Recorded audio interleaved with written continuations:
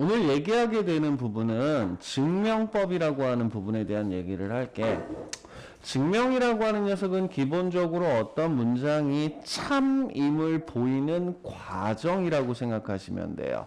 그렇기 때문에 증명 방법은 크게 직접 증명이라고 하는 녀석과 간접 증명이라고 하는 두 가지로 나뉘게 되는데, 간접 증명의 가장 대표적인 게 뭐냐면 대우라는 명제를 이용해서 증명하는 방법과 귀류법이라고 하는 녀석을 이용하는 두 가지 방법. 이 증명 방법이라고 하는 녀석은 여러분들이 고등학교 과정 안에서 크게 세 가지를 배워요. 직접 증명, 그 다음에 미안해. 오는 거 보고 문 꽝 닫은 거 아니야? 다시. 자, 아마 모의고사 문제들 같은 경우 보시게 되면 빈칸 채우는 문제들 많죠, 그쵸? 그럼 그 빈칸 채우는 문제들 같은 경우에서 아마 1학년, 2학년 때까지 가장 많이 보게 되는 부분들이 아마 그 증명법을 이용을 해서 빈칸 채우는 부분들이 돼버릴 거야.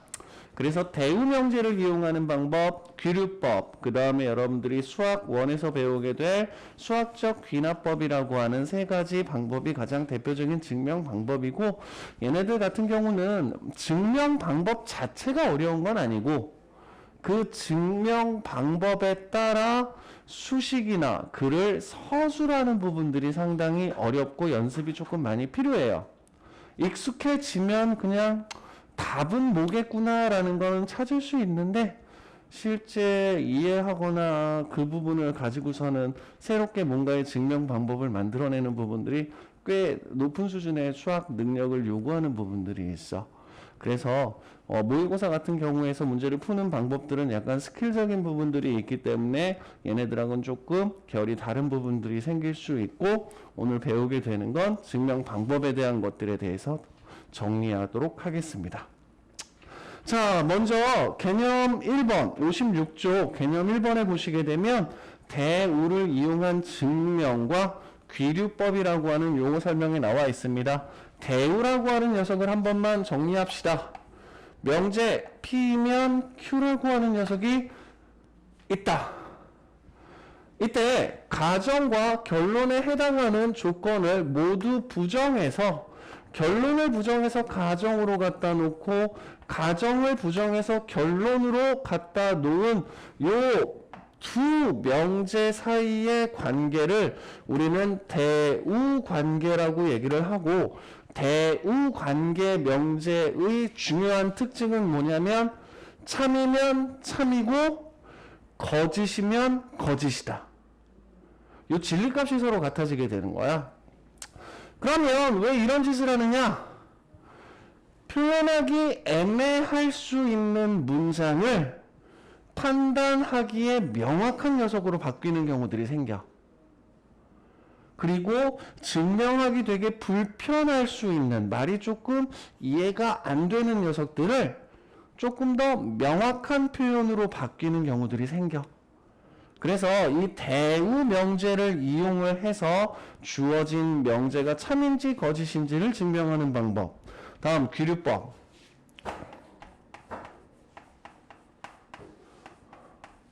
참 어려워요. 어려워. 그래서 귀류법이라고 하는 녀석은 가장 대표적으로 여러분들 아마 중학교 3학년 무리수 쪽에서 교과서에서 언급되어 있는 걸로 알고 있기는 한데, 루트 2가 유리수가 아님을 증명하시오. 루트 2가 유리수가 아님을 설명해보자. 그 문제는요, 제 기억으로는 1977년 서울대 본고사 문제로 나왔던 문제로 기억을 해요. 1977년. 제가 그때 본고사를 본 건 아니고요. 그리고 제가 고등학교 때는 고등학교 1학년 때인가 그걸 배웠고요. 지금 여러분들 앞에서 가르치고 있을 때는 중학교 3학년 교과서에 소개가 될 정도의 내용이 돼버렸어요.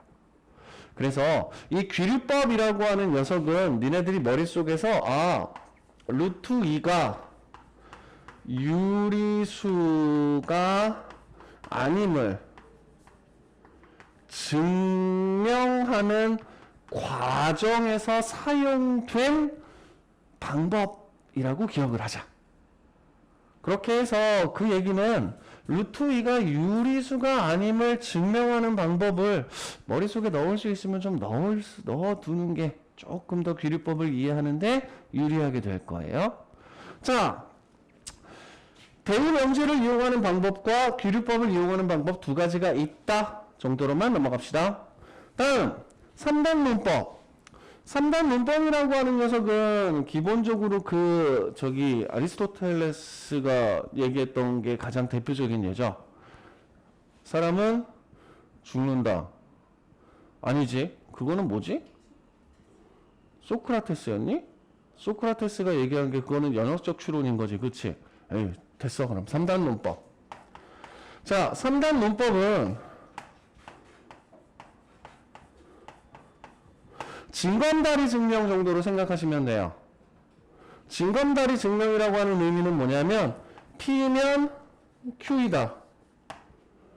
그리고 Q이면 P이다. 아이고. Q이면 R이다. 이 두 가지 두 가지 명제가 성립하면 우리는 P면 R이다 라고 얘기할 수 있다. 그럼 P라고 하는 녀석을 징검다리 놓여있는 돌멩이라고 생각을 하자. 내가 P라고 하는 징검다리에서 Q라고 하는 징검다리로 넘어갈 수 있고, Q라는 징검다리가 단단하고 물속으로 팍 안 빠져들고, Q라고 하는 징검다리에서 R이라는 징검다리로 넘어갈 수 있으면 우리는 결국 P에서 R로 넘어갈 수 있다.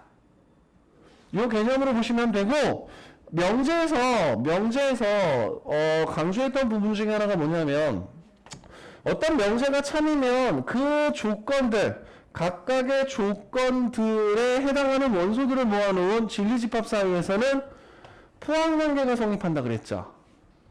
마찬가지로 Q이면 R이다. 포함관계가 성립한다 그랬죠. 그러면 P가 Q에 포함되어 있고 Q가 R에 포함되어 있으면 우리는 P라고 하는 녀석이 R에 포함되어 있다. 요 집합의 포함관계와 3단 문법이라고 하는 부분들이 서로 연관되어 있다. 요거까지 연결시켜서 기억해 주시면 되겠습니다. 자, 그러면 먼저 59쪽으로 넘어가서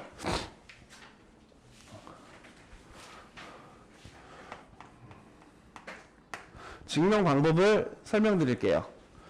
자, 먼저 첫 번째 자연수에 대해서 n이 짝수이면 잠깐만, n제곱이 짝수구나. n제곱이 짝수이면 n은 짝수이다. 이 녀석이 참인지 거짓인지를 밝혀봅시다. 그러면 어떤 수를 제곱한 게 짝수면 그 어떤 수는 짝수니? 그럴 것 같지, 그치? 그럼 그게 참인지 아닌지 확인 한번 해보자 이거지. 자, 그럼 우리가 이 주어진 문장에 대우라고 하는 녀석을 만들어 볼 거야. 대우. 결론을 부정하라 그랬어. 그럼 n이 짝수가 아니면 n제곱은 짝수가 아니다. 짝수가 아닌 수를 우리는 뭐라고 부르죠? 홀수. 실제 짝수냐 홀수냐를 구분짓는 방법 중은 뭐냐면 주어진 수를 2로 나누었을 때 나머지가 0이냐 아니면 나머지가 1이냐야. 그래서 대우를 구하면 n이 짝수가 아니면 n제곱은 짝수가 아니다 라는 문장으로 만들었을 수가 있게 돼버려요. 그럼 n이 짝수가 아니라는 얘기는 우리 n이라고 하는 수를 2k-1이라는 수로 나타낼 수 있다는 거야. K가 1이면 N은 1이죠. K가 2면 3이죠. 3이면 5죠.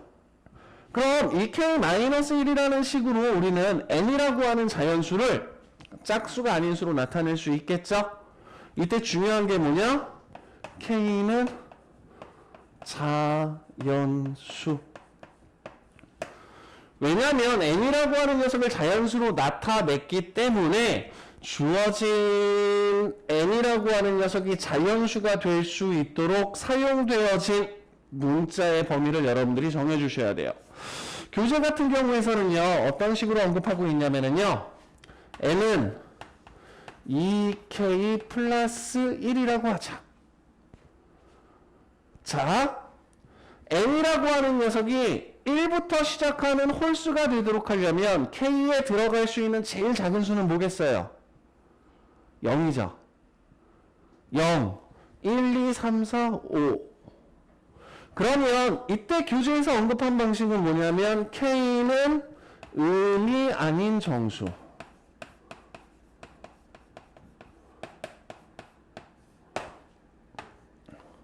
이 두 가지 표현을 구분 지을 수 있어야 돼. 왜? N은 자연수라 그랬거든. N이라고 하는 녀석이 자연수가 될 수 있도록 우리가 수식으로 나타내는 거야. 이와 같이 나타내면 K는 자연수라는 언급이 붙어 있으면 되고, 이와 같이 나타나면 K는 음이 아닌 정수로 나타내면 되는 거지. 이해돼요? 이 두 가지 구분되는 차이 잘 기억해 주세요. 저는 하얀색 방식으로 서술해 나갈게요. 자, 그러면 N이 자연수가 아니면 N은 2K-1이고 K는 자연수라고 나타낼 수 있어요. 그럼 이때 N 제곱은 2K-1이라고 하는 녀석을 제곱해서 나타내면 되고, 얘는 4K의 제곱 마이너스 4K 플러스 1. 그럼 주어진 수를 앞에 있는 두 개의 항을 2로 묶어주게 되면 K제곱 마이너스 2K 플러스 1. 그럼 N제곱이라고 하는 녀석은 2로 나누었을 때 몫이 2K제곱 마이너스 2K가 되고 나머지가 1이 되는 수죠. 따라서 N제곱은 홀수이므로 대우 명제는 참이다. 대우 명제가 참이 된다는 얘기는 그 원 명제도 참이다. 이해돼요? 자, 여러분들 그 대표형 1번 풀이에서 보이는 N은 2K 플러스 1 요 녀석 밑줄 쳐주시고요. 요거 참고해서 이런 식으로 바꾸어 표현할 수도 있다. 교과서 같은 경우에서 이런 걸 바꿔버릴 수도 있는 거야. 오케이? 이런 걸 네모칸 쳐버릴 수 있는 거야. 이 부분을 네모칸을 쳐서 문제를 만들어내도 좋아. 그치? 수의 종류 판단할 수 있는지. 그래서 두 가지 표현 부탁드릴게요. 두 번째, 기류법.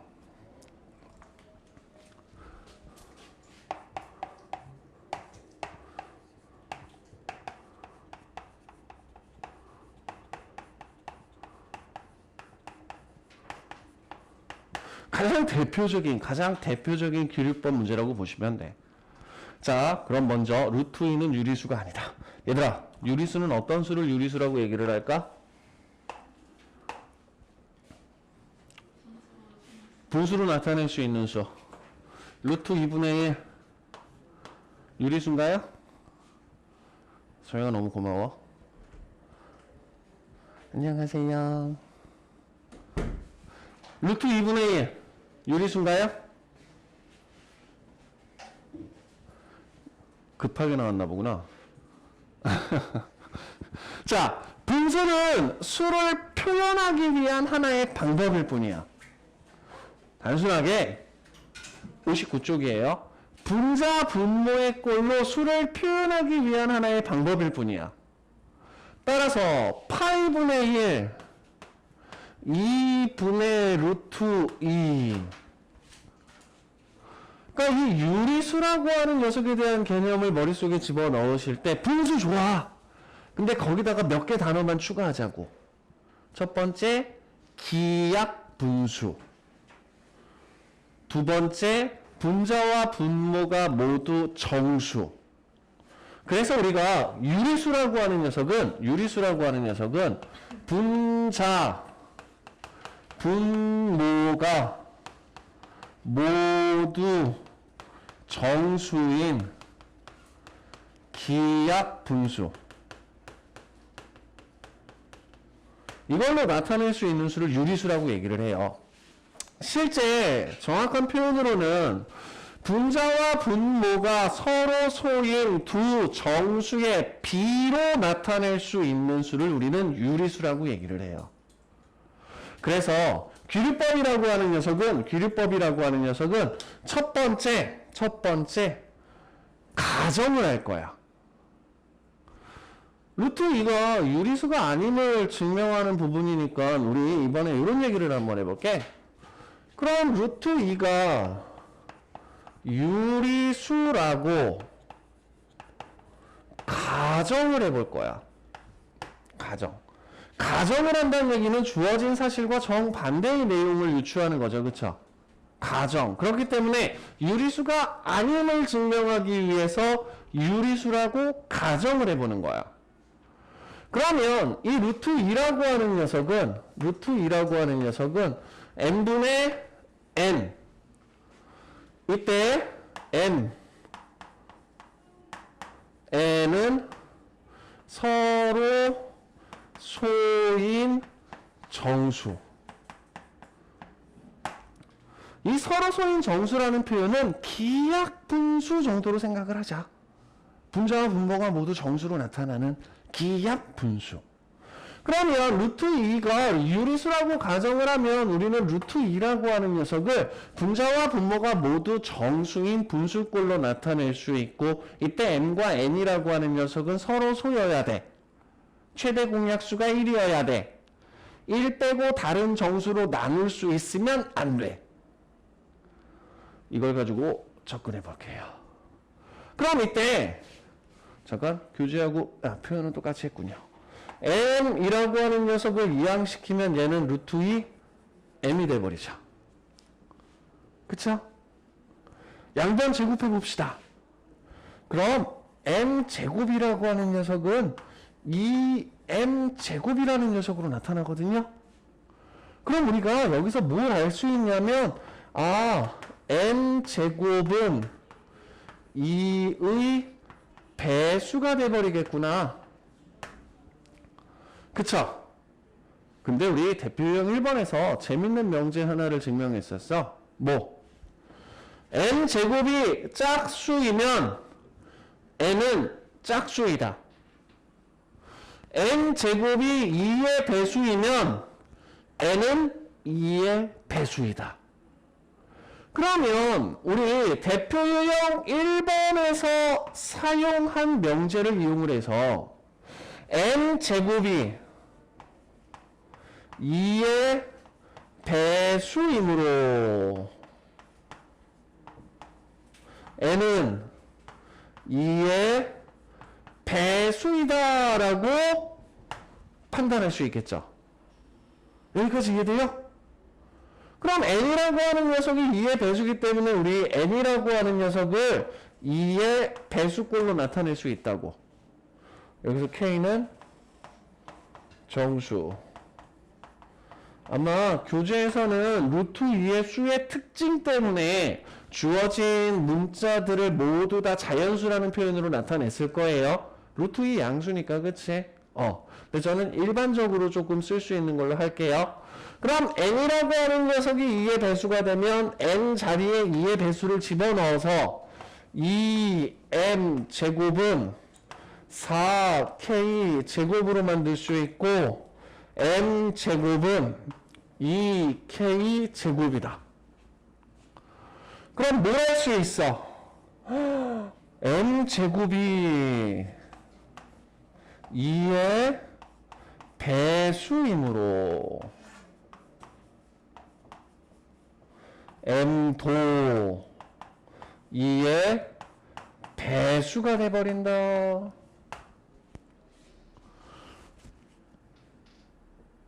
잠깐만. 앞에서 우리 m은 기하분수 서로서라고 얘기를 했거든? 가정을 할 때 루트 2가 유리수가 된다는 얘기는 분수로 나타나는데 서로 서인 두 정수로 나타나야 된다는 거거든? 그런데 n이라고 하는 녀석은 2의 배수가 되고 n이라고 하는 녀석도 2의 배수가 된다는 얘기는 m과 n이 서로 소라는 가정에 모순이 발생하는 거죠. 모순이 발생했다는 얘기는 이 가정이 잘못됐다는 거죠. 가정이 잘못됐으니까 루트 2는 유리수가 되는 거지. 맞아? 무슨 말인지 이해돼? 왜 우리 막 이 나이를 들어서 그런지 자꾸 이상한 예만 떠오르는데 막 불륜 드라마 같은 거 보면 상대방 딱 체크할 때 야! 너 어디 갔었어? 친구들이랑 PC방에 있었는데 근데 친구 누가 너 찾고 뭐 어쩌고 저쩌고 한 다음에 저 그게 아니라 말이 안 되잖아. 너 어디 갔었어? 친구들이랑 있는 게 아니었네. 그치? 친구들이랑 있다고 했어. 그런데 누가 뭐 카톡으로 어디서 봤다는 둥 뭐 어쩌고 저쩌고 쓸데없는 얘기들이 나와. 그럼 다른 결론으로 뛰어 넘어가는 게 아니라 친구들이랑 같이 PC방에 있었어가 잘못된 거지. 그럼 친구들이랑 같이 PC방에 없었던 것 뿐인 거야. 맞아? 루트 2라고 가정했어. 유리수라고. 그런데 이 유리수라고 가정한 게 모순이 발생한 거야. 그럼 얘는 딴 거 모르겠고 루트 2가 유리수는 아닌 거지. 맞아요? 이런 방식으로 증명을 이끌어내는 걸 우리가 귀류법이라고 얘기를 해요. 그래서 가정을 할 때 핵심이 되는 부분이 뭔지, 그리고 이 핵심이 되는 부분이 어디에서 모순이 발생하는지. 그럼 이 녀석이 잘못됐기 때문에 우리는 루트 2가 유리수가 아니다라고 설명할 수 있게 돼버리는 거예요. 증명할 수 있게 돼버리는 거예요. 이런 방식을 귀류법이라고 얘기를 합니다. 유제 1번하고 아마 유제 2번 문제들 같은 경우 풀어보실 때 서술이 되게 힘드실 거예요. 안 되면 풀이에 나와 있는 그대로를 한번 써보세요. 그리고 모순이 발생하는 지점이 뭐와 뭐의 모순인지를 파악해 주세요. 귀류법에서는. 그 다음 대우를 이용한 명제가 증명하는 부분 같은 경우에서는 일단 첫 번째 대우 명제를 정확하게 구해야 되겠지. 그치?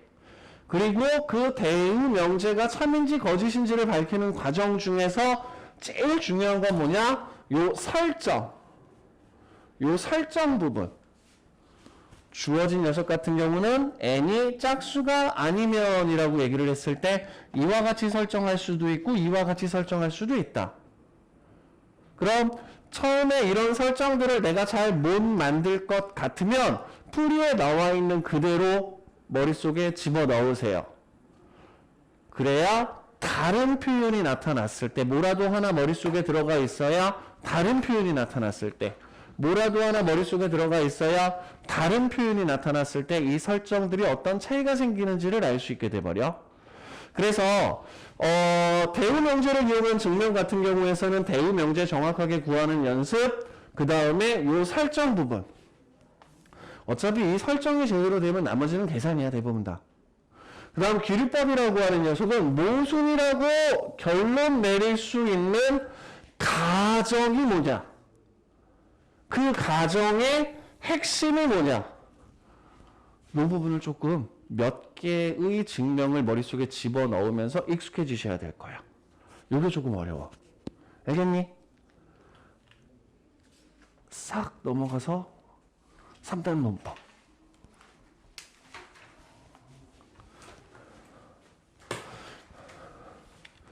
제일 이해 안 되고 힘든 건 귀류법이야. 두 번째, 대우명제는 요 설정 부분이 자꾸 잘 안 돼. 3단 문법은 되게 쉬워. 마음이 편해져. 여러분들이 뭐만 잡아내면 돼? 참이라는 명제가 주어져 있으면 반드시 그 명제가 참일 때 참이 되도록 하는 대우명제만 잡아주시면 돼. 자, 대표형 3번에서 보시게 되면 첫 번째 뭐가 주어졌냐면 P이면 not Q다. not P면 R이다. 얘네 두 개가 참이래. 그럼 뭐해? 이 녀석의 대우명제 부정하자. 부정하자. 부정하자. 부정하자. 그리고 꼬리에 꼬리를 이어주자. 무슨 소리냐? 먼저 첫 번째 얘부터 볼까? 야, Q이면 not P이고 not P이면 R이잖아. 두 개 묶어서. 얘하고 얘 묶을 수 있는 거 있나요? 없어요. 선생님 이거 뒤집으면 안 될까요? 네, 안 돼요. 역은 원래 명제가 참이라고 해도 역은 참인지 거짓인지 알 수 없어. 원래 명제가 참이면 반드시 그 대우 명제만 참인 거야. 딴 거 생각하지 마. 다음, 이번엔 이 녀석하고 not R이면 P가 되고 not Q가 된다. 요것만 꼬리에 꼬리를 이어서 만들 수 있는 결과만 한번 만들어 주자고.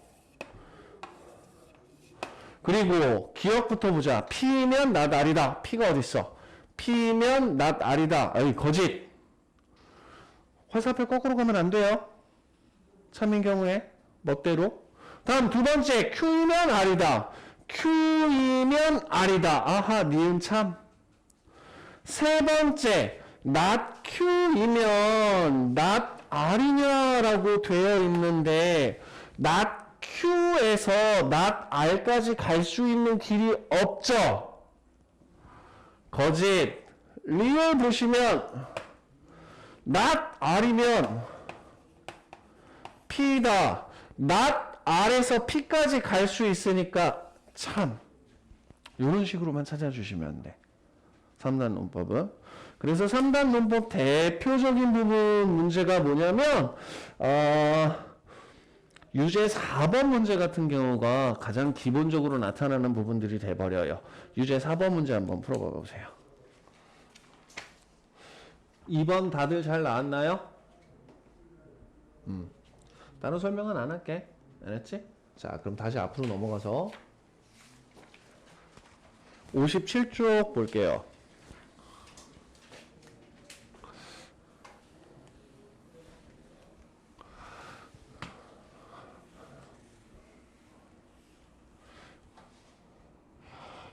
자, 앞으로 넘어와서 57쪽 봅시다. 절대부등식. 절대부등식이라고 하는 녀석은 특정한 조건 몇 가지만 만족하면 반드시 성립하는 부등식이다라고 생각하시면 돼요. 특정한 조건. 가장 대표적인 걸로 얘기를 하게 되면 여러분들이 기억하셔야 될 건 판별식을 이용해서 판단하는 2차 부등식. 그 다음 산술기하. 이 두 가지는 목숨 걸고 기억하셔야 돼. 자, 먼저 첫 번째 개념 3번 보시게 되면 절대부등식이다 라고 얘기를 해서 뭐 절대부등식에 대한 설명 나와 있고요. 절대부등식은 특정 조건을 만족시키기만 하면 무조건 성립하는 부등식.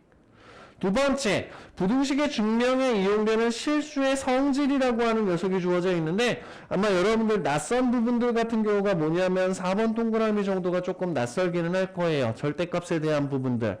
자, 절대값이라고 하는 녀석은 기본적으로 절대값을 제곱하는 건 그 수를 제곱하는 것과 똑같고 만약 두 수의 절대값을 곱하는 건 두 수를 곱한 다음 절대값을 씌우는 것과 같다.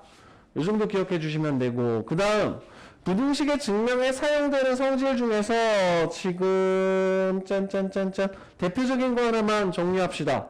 6번 동그라미라고 할게요. 첫 번째, 두 수를 뺐어. 두 수를 빼서 양수가 나왔어. 그럼 A와 B 중에서 어느 게 큰 거야? A가 큰 거야. 그치? 두 수를 뺐어. 두 수를 뺐더니 0이 됐어. 그럼 A와 B 중에서 어느 게 큰 거야? 둘이 똑같은 거야. 두 수를 뺐어. 두 수를 뺐어. 아이고. 그랬더니 0보다 작아. A와 B 중에서 어느 게 큰 거야? B가 큰 거야. 그치? 자, 이 녀석은 그냥 단순하게 부등식을 이항시켰다. 아니, 미안. 항을 이항시켰다. 항을 이항시켰다. 이렇게. 그래서 부등식의 증명이라고 하는 녀석은 두 수 또는 두 식의 대소관계를 얘기를 하는데, 이때 두 수, 두 식의 대소관계를 판단하는 제일 좋은 방법은 뺄셈을 해보자. 근데 가끔 뺄셈이 힘든 경우들이 생겨. 루트 2하고 루트 3을 빼면 누가 커? 뭐 이 정도는 다들 알지, 그치? 그래서 어떤 경우가 있냐면 두 수를 제곱해서 뺄 거야. 얘네 둘을 제곱해서 빼는 경우에는 일반적으로 두 수가 양수, 두 수가 음수라고 하는 확신이 있을 때만, 부호가 서로 같을 때. 왜냐하면 두 수의 부호가 달라.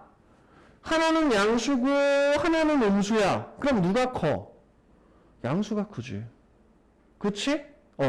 자, 두 수의 부호가 같을 때, 이 경우에는 일단 A가 양수이고 B가 양수인 경우에서 두 수의 대소관계가 애매할 때 얘기하자. 그러면 빼면 양수가 됐어. 그러면 A제곱이라고 하는 녀석이 B제곱보다 큰 거야. 그러면 이때 A와 B 중에서 누가 큰 거야? A가 큰 거야. 맞아? 자, 그런데 A가 음수이고 B가 음수인 경우 A제곱에서 B제곱을 뺐어. 그랬더니 양수가 나왔어. 그 얘기는 A제곱하고 B제곱을 비교하면 양수가 된다는 얘기야. 그럼 A와 B 중에서 누가 큰 거야? 이 경우엔 B가 큰 거야. 왜? A, B가 모두 음수니까. 근데 아마 이 교재들 같은 경우에서는 기본적으로 모두 양수로 주어지는 경우에 한정해서 일단 여러분들 대소 비교나 아니면 크기를 비교하는 부분에 대해서 연습을 하실 거예요. 이 부분들이 조금 익숙해지게 되면 내가 대소관계를 구하고자 하는 두 수가 모두 양수인지 모두 음수인지도 판단을 해주셔야 돼. 자, 한 가지 더 있는데 마찬가지로 A가 양수이고 B가 모두 양수라는 확신이 주어져 있을 때 두 수를 나누어 볼 거야. 두 수를 나누어 봤더니 1보다 크대. 그럼 A가 양수고 B가 양수일 때 A라고 하는 녀석은 B보다 큰 수가 되어버리는 거지. 맞아요? 자, A가 음수이고 B도 음수인 경우 B분의 A를 구해봤더니 1보다 크대. 그럼 이 경우에는 누가 클까? A가 B보다 작은 녀석이 돼버려. 그치? 음수니까. 그래서 여러분들이 일단은 대소관계의 기본은 두 녀석을 빼보는 거다. 그런데 뺄 때 계산이 안 되는 경우가 있으니까 제곱해서 빼는 부분들이 있고, 이런 방법들이 통하지 않을 때 나누어서 보는 부분들이 있는데, 일단은 주어진 수들이 모두 양수로 주어진 경우에 두 수의 대소관계를 비교하는 방법은 크게 세 가지가 있다. 로 기억을 합시다. 원칙적으로는 뺀다, 나누어 본다야. 뺄 때는 0보다 크냐 0과 같으냐 0보다 작으냐를 비교하는 거고, 나눌 때는 1보다 큰 값이냐 같은 값이냐 작은 값이냐, 그리고 비교할 때 두 수나 두 식이라고 하는 녀석이 모두 양수냐 모두 음수냐, 요거까지도 구분 지을 수 있으면 너무 좋겠어. 이게 기본적으로 부등식을 증명하는 과정 중에서 여러분들이 기억해야 할 내용들이 되어버리고요. 절대 부등식에 대한 소개를 조금 한번 해볼게요. 자, 57쪽 보시게 되면 개념 4번 나와 있어요. 개념 4번 나와 있는데 1번 괄호 별표 쳐주시고요. 3번 괄호 별표 쳐주세요.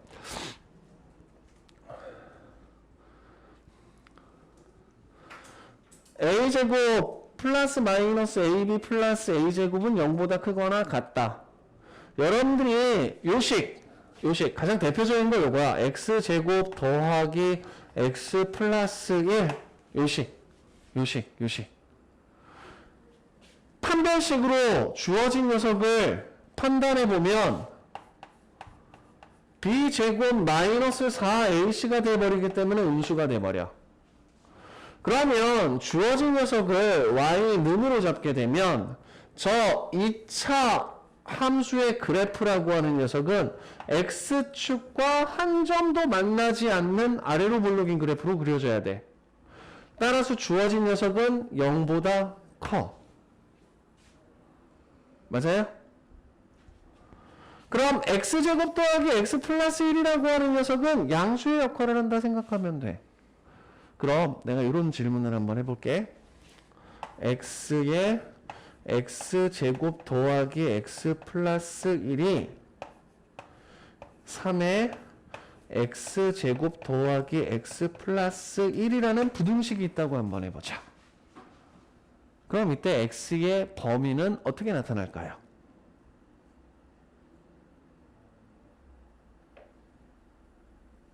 자, x 곱하기 a가 3 곱하기 a보다 크거나 같대요. 그럼 이때 x의 범위는 어떻게 나타날까요? 양변을 뭘로 나눠주면 돼? a로 나누어주는 거지, 그치? 그런데 a가 양수이면 x는 3보다 크거나 같다라고 써주면 되고, a가 음수이면 x는 3보다 작거나 같다라고 써주면 돼. 맞아? 자, x 곱하기 12, 3 곱하기 10보다 크거나 같다라고 나타나 있다고 한번 해보자. 그러면 이때 x의 범위는 어떻게 나타나요?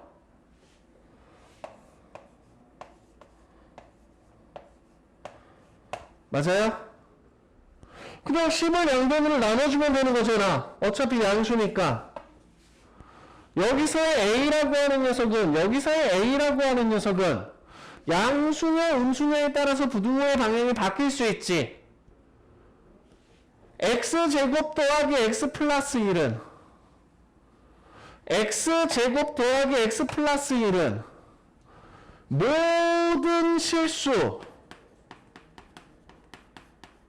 x에 대해 항상 그 값이 0보다 어떻다는 얘기예요? 크다는 얘기예요.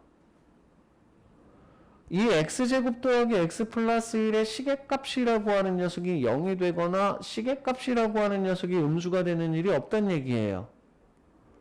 그럼 얘들아, 여기서 이 x제곱 더하기 x 플러스 1이라고 하는 녀석은 항상 양의 값을 갖는 식이 돼버리지. 양수지. 그래서 주어진 부등식의 해는 이렇게 풀면 돼. 양변을 x제곱 더하기 x 플러스 1로 나눠주면 돼. x제곱 더하기 x 플러스 1이라고 하는 녀석은 항상 양수기 때문에 양변을 양수인 식으로 나누어도 부등호의 방향은 안 바뀌어. 여러분들이 절대 부등식에서 2차 부등식으로 표현되는 녀석의 절대 부등식이 갖는 중요한 개념은 앞으로 항상 양의 값이 나타나는 식은 주어진 식의 양변을 나누어도 부등호의 방향이 변하지 않는다. 그러면 앞으로 항상 그 식의 값이 양수가 되는 식은 마치 상수, 양수가 곱해져 있는 녀석을 약분하듯이 처리해도 된다.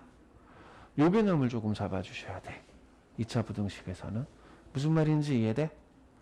그리고 제가 개념 4번에서 얘기한 3번 a제곱 더하기 b제곱 더하기 c제곱 마이너스 ab 마이너스 bc 마이너스 ca는 여러분들 곱셈 공식에서 죽어라고 외우라고 했던 식 중에 하나죠. 그쵸? 기억하세요. 여러분들 저기 어디야? 개념 센이라고 되어 있는 거 위에 보면 3번 괄호에 주어진 식이 어떻게 바뀌고 왜 0보다 크거나 같은지에 대해서 설명되어 있어. 개념 센 위에 괄호 3번 증명이라고 되어 있는 부분 별표 쳐주세요. 그리고 니들이 외워야 하는 절대 부등식들 같은 경우에서는 반드시 등호가 성립하는 조건들을 조금 기억하자. 알았지?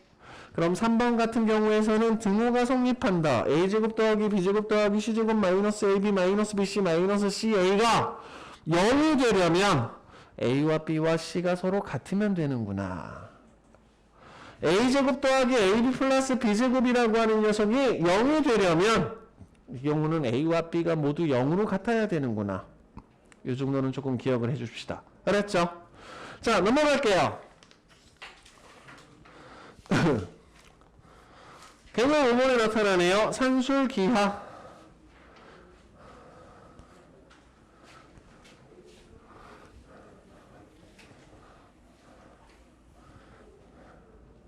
산술기하.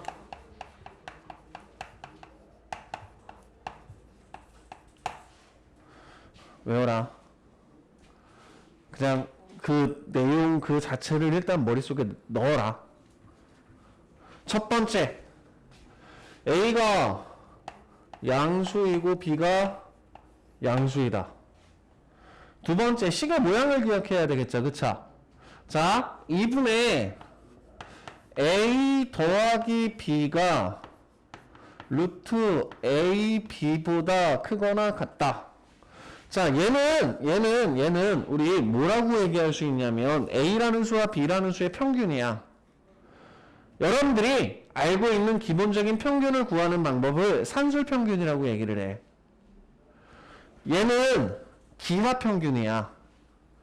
기하평균이라고 하는 게 되게 낯설고 이상하기는 한데 요 산술평균과 기하평균이라고 하는 녀석은 여러분들 수학 1 들어가시게 되면 등차 수열과 등비 수열이라고 하는 곳에서 다시 한번 언급하게 될 거야. 그럼 여기서는 산술평균과 기하평균이라고 하는 녀석을 비교하면 다시 양수 두 개의 산술평균과 기하평균을 비교하게 되면 산술평균이 항상 크거나 같게 된다. 이게 이 산술기하평균의 조건이야. 자, 그래서 이 산술기하평균이라고 하는 녀석은 첫 번째, 두 양수를 가지고 비교할 거야. 그 다음 두 번째, 주어진 산술기하의 형식을 A 더하기 B가 2배의 루트 A, B가 된다. 이 형식으로 기억하자. 다음 세 번째, 등호는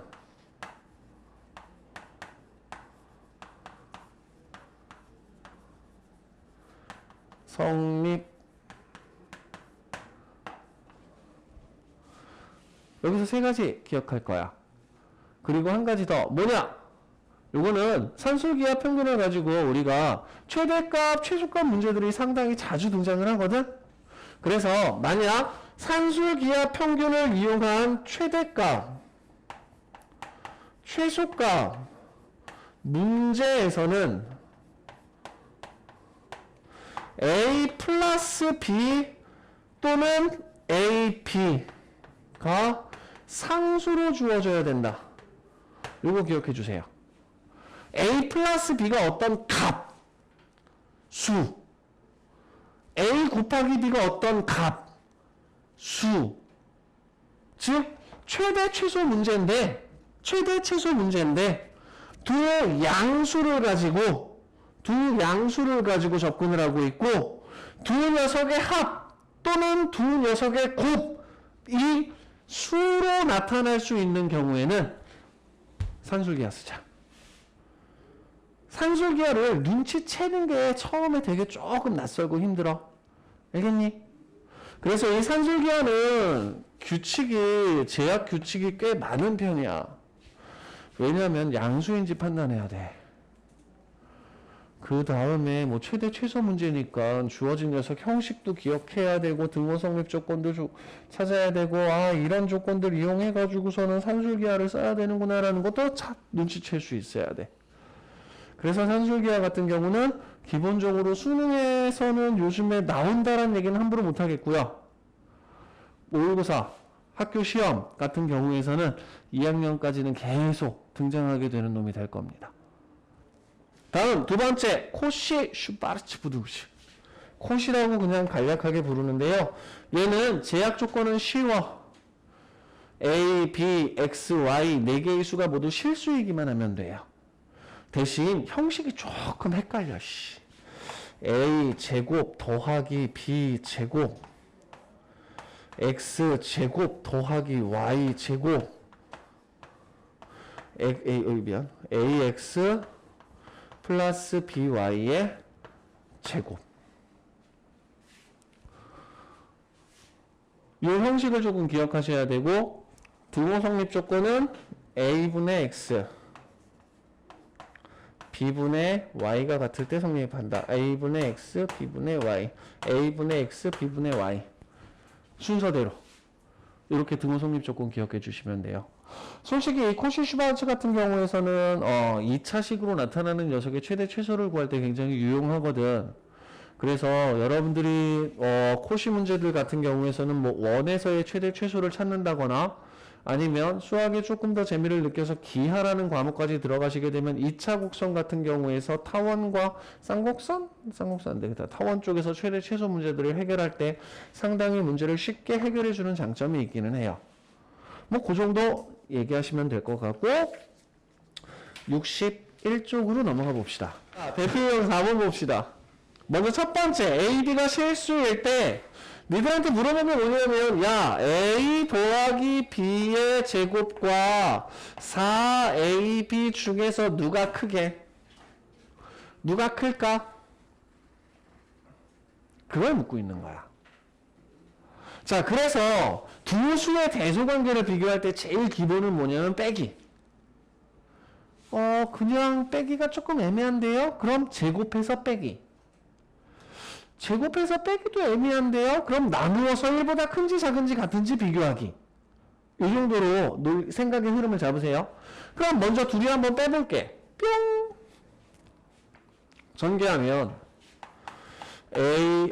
전개하면 A제곱 더하기 2배의 AB 플러스 B제곱 빼기 4AB가 돼버리니까 이 녀석은 A제곱 마이너스 2배의 AB 플러스 B제곱이 돼버리고 주어진 녀석은 A 빼기 B의 제곱이 돼버리겠구나. 그럼 A와 B가 서로 같으면 0이죠. 어떤 실수의 제곱은 항상 0보다 크거나 같아. 그렇기 때문에 주어진 식이 A 빼기 B라고 하는 녀석의 제곱으로 나타났기 때문에 얘는 0보다 크거나 같은 놈이 돼버려. 그래서 A 더하기 B의 제곱이라고 하는 녀석이 4AB보다 크거나 같구나. 그럼 얘들아 여기다가 우리 루트 씌워볼까? 어떤 제약 조건 추가해서? A가 양수 B가 양수라는 제약 조건 추가해서 그럼 A가 양수이고 B가 양수인 상태에서 주어진 부등식의 양변에 제곱근을 씌워보면 A 더하기 B는 2배의 루트 AB가 돼버리네. 어디서 봤죠? 산술기하.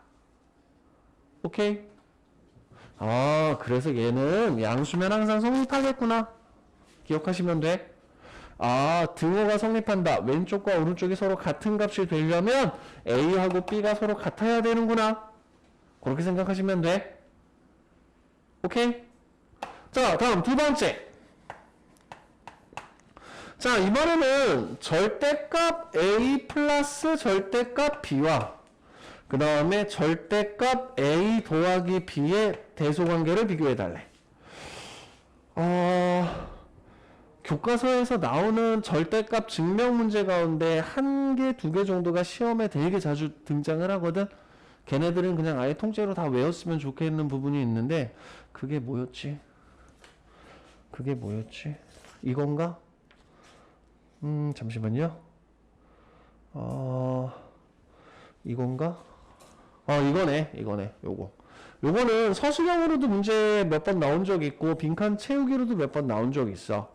그래서 아예 그 대표형 4번에 2번 같은 경우는 조금 별표를 살짝 쳐줘. 얘를 어떤 식으로 처리하는지 볼게. 첫 번째 뺄 거야.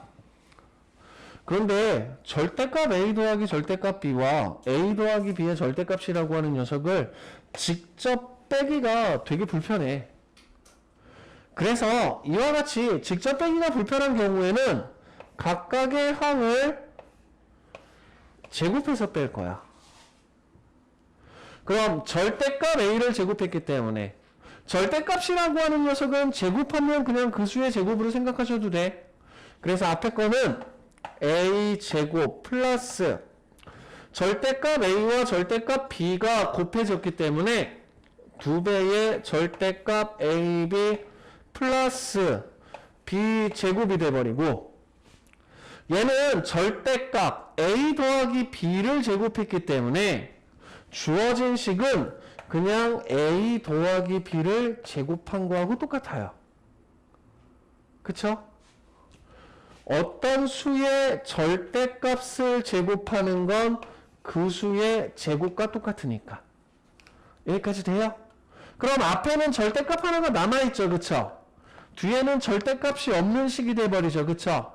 자, 전개해서 나열하면 A제곱 더하기 2배의 절대값 AB 플러스 B제곱 마이너스 A제곱 마이너스 2AB 마이너스 B제곱해서, 이야, 이제 좀 없어지는 게 눈에 보이는군. 행복하죠? 그리고 나서 정리하면 2배의 절대값 AB 마이너스 AP. 얘들아, A, B가 양수이면 얘는 뭐가 될까?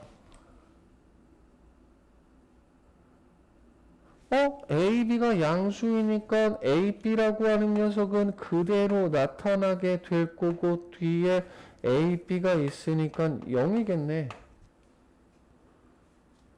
맞아요? 자, 그러면 A, B가 음수이면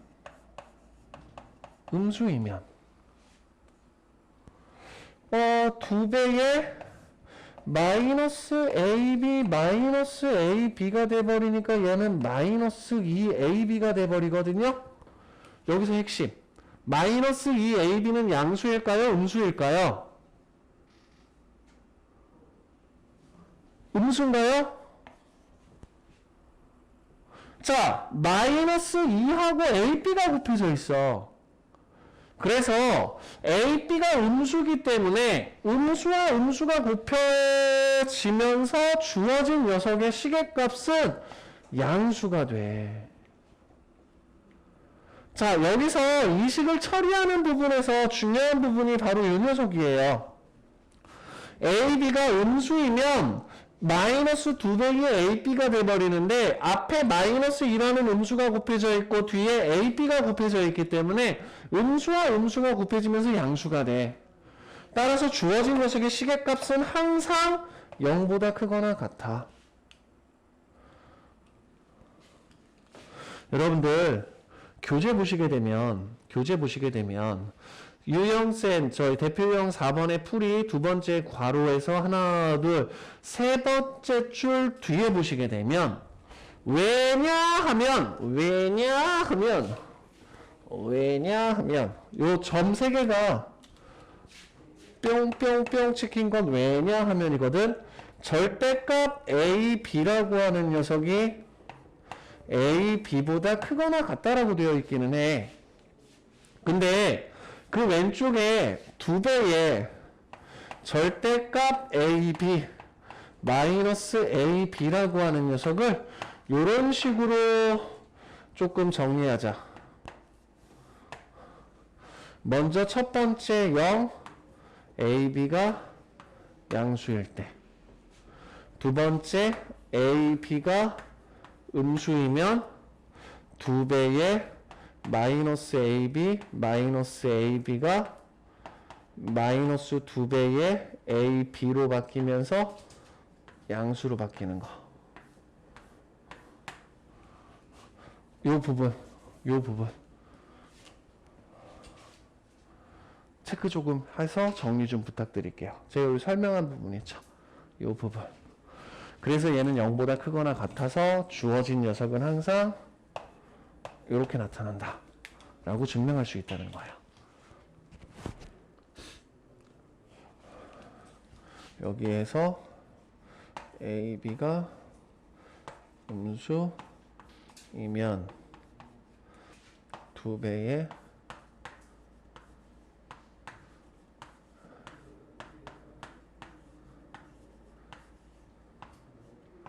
양수.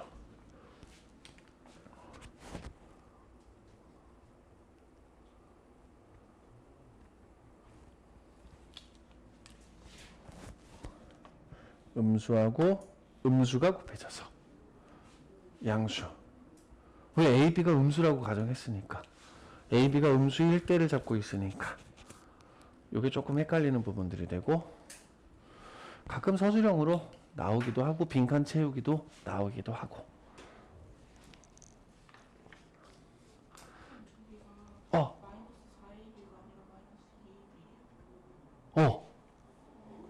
마이너스 ab잖아. 저거 내 바보짓 했구나. 마이너스 4ab지. 미안해. 바보짓 했어. 너네들 그것 때문에 다들 헷갈려 했구나. 아이고 빠가 헤헤 멍청이. 이렇게 고마워요. 이상한 거 있으면 얘기하세요. 산술기하 평균 문제에서는요 제가 좀 모순된 행동을 할 거예요. 이해가 조금 안 되는 좀 설명을 할 거예요. 근데 그냥 믿고 따라와 주셨으면 좋겠어요. 자, 유제 10번 하고요. 유제 10번 하고요. 유제 11번에 2번을 좀 설명할게요.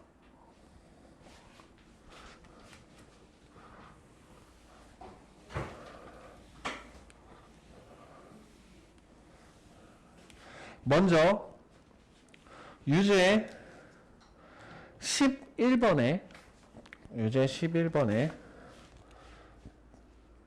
2번 먼저 할게요.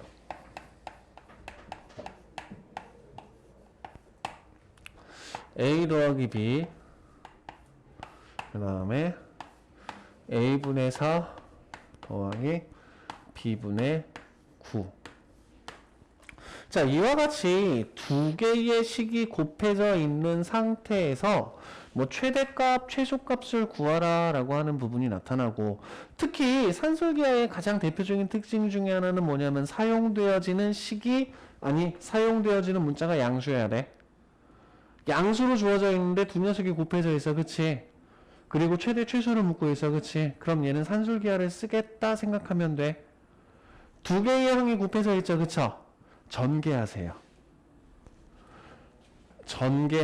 뿅뿅. 그래서 얘는 4 더하기 b분의 9a 더하기 a분의 4b 더하기 9. 그리고 13 더하기 b분의 9a 더하기 a분의 4b.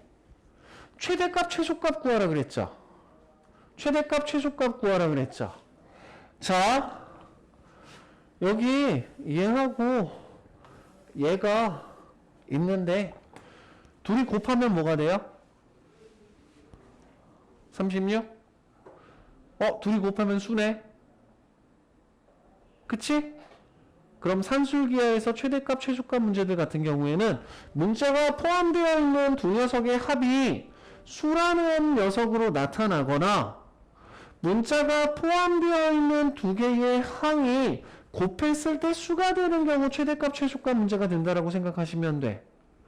그러면 이 녀석 두 개를 가지고 산술기하를 꾸밀 거야.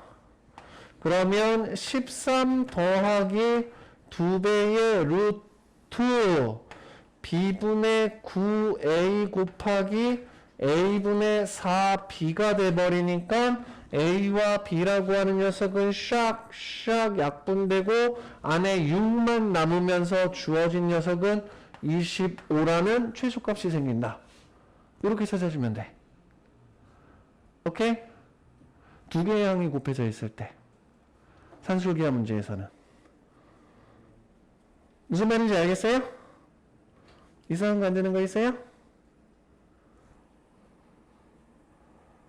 결국은 얘가 다 25가 돼버리니까 얘는 25보다 크거나 같다라고 쓸 수 있게 되는 거잖아. 그치? 다음 10번.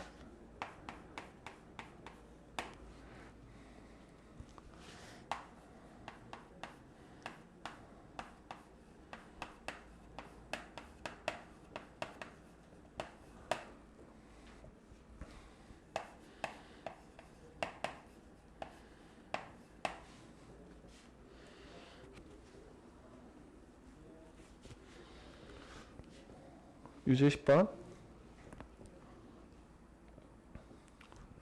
두 개가 곱해져 있었죠? 전개하라 그랬죠? 세 개가 곱해져 있죠? 전개하지 마세요. 앞에 건 전개하라 그랬죠? 두 개 곱해져 있는 경우는 전개하라 그랬죠? 전개한 다음 산술기하 쓴다고 생각하시면 돼. 세 개가 곱해져 있죠? 전개하지 마세요. 그럼 어떻게 하느냐? a 더하기 b라고 하는 두 양수를 가지고 산술기하의 식을 꾸미자. 그 다음 b 더하기 c라고 하는 양수를 가지고 산술기하를 꾸미자. c 더하기 a라고 하는 녀석을 가지고 산술기하를 꾸미자. 그리고 좌변과 우변이 모두 양수기 때문에 양수끼리 곱하고 양수끼리 곱해도 부등호의 방향은 그대로 유지되겠죠. 그래서 a 더하기 b, b 더하기 c, c 더하기 a의 곱은 짠짠짠 8 짠짠짠 a, b, c 끝. 오케이?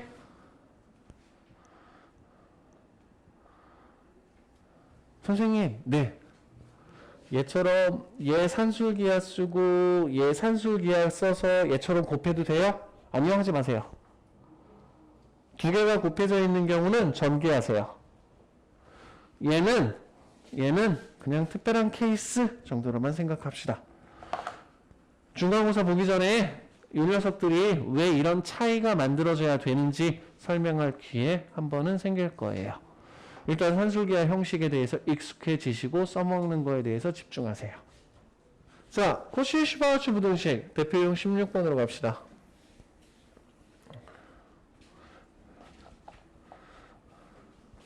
얘네는 형식을 잘 만들어 주시면 돼. a 제곱 더하기 b 제곱에 x 제곱 더하기 y 제곱과 같은 꼴이 있으면 ax 플러스 by의 제곱하고 비교하면 얘가 크거나 같아. 저 꼴만 잘 만들어주면 돼. 자, 그래서 먼저 6번에 1번 보시게 되면 x 제곱 더하기 y 제곱이 13인데 2x 플러스 3y의 값의 범위를 찾아달래. 그러면 x제곱 더하기 y제곱하고 2x 더하기 3y라고 하는 녀석이 나타나니까 이 두 녀석의 꼴을 만들어 줄 거야. 뭘 이용해서? 코시를 이용해서 얘네 둘을 써먹을 수 있는 꼴을 만들어 줄 거야. 그래서 x제곱 더하기 y제곱은 그대로 써주고 그 다음에 2x 플러스 3y의 제곱이라고 하는 녀석도 저 꼴에 맞춰 써줄 거야. 비어있는 게 있죠?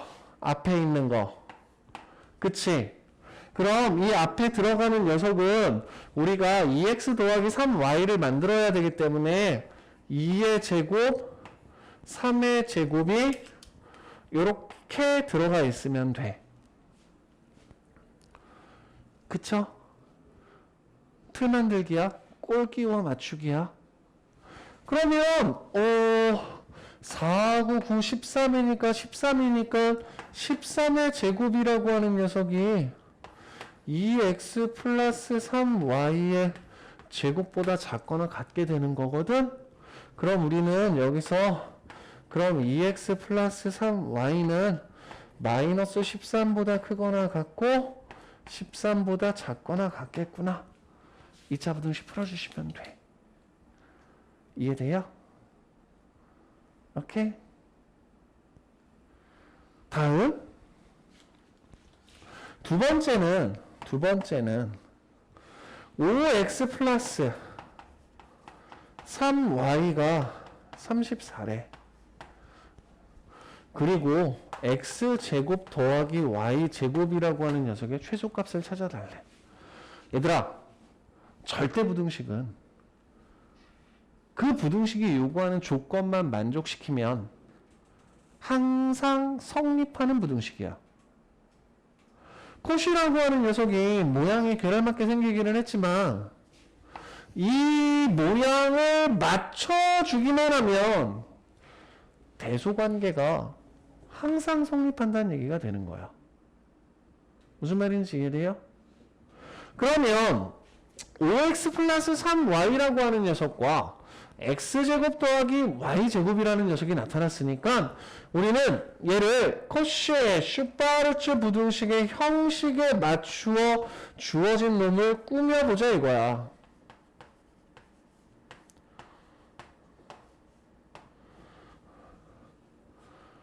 그럼 앞에 있는 녀석 하나가 비어있죠? 얘는 5하고 3이니까 5의 제곱 3의 제곱. 실수 xy가 어떤 녀석이 됐든지 간에 이 부등식이 항상 성립한다. 로 인정을 하자고. 그러면 25에다 9를 곱했으니까 34 곱하기 x제곱 더하기 y제곱이라고 하는 녀석이 34의 제곱보다 크거나 같다. 따라서 x제곱 더하기 y제곱은 34보다 크거나 같다. 이렇게 만들 수 있게 된다는 얘기야. 이게 코시야.